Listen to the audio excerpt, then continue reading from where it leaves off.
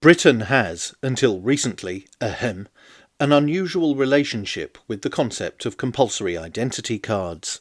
So when in history have Brits been told to show me your papers? Well, unlike many European nations where they are a fixture of daily life, Britain has only introduced them in moments of national crisis.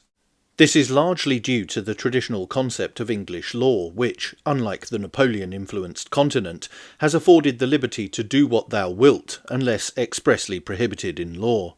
Continental systems tend to function by having things proscribed unless permitted directly by the state. Gross generalisation though that may be, it's pretty close to how it actually is.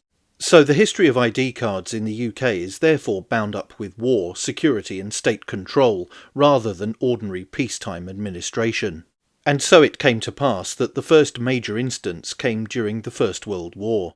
Everything started going wrong for Britain during the First World War. So in 1915 the National Registration Act was passed, requiring everyone aged between 15 and 65 to register with the authorities.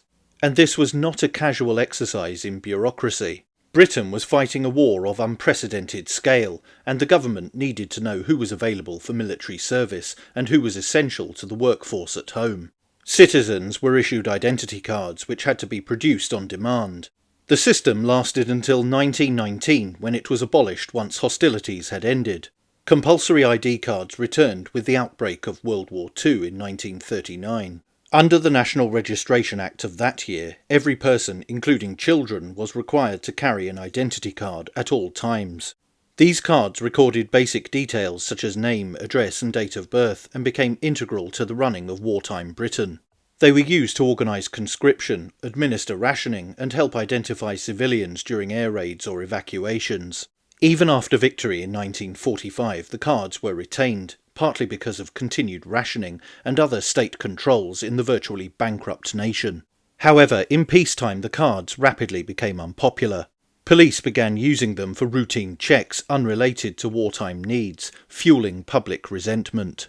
In 1952, Prime Minister Winston Churchill's government finally abolished the system, reflecting a widespread belief that compulsory identification was incompatible with British traditions of liberty.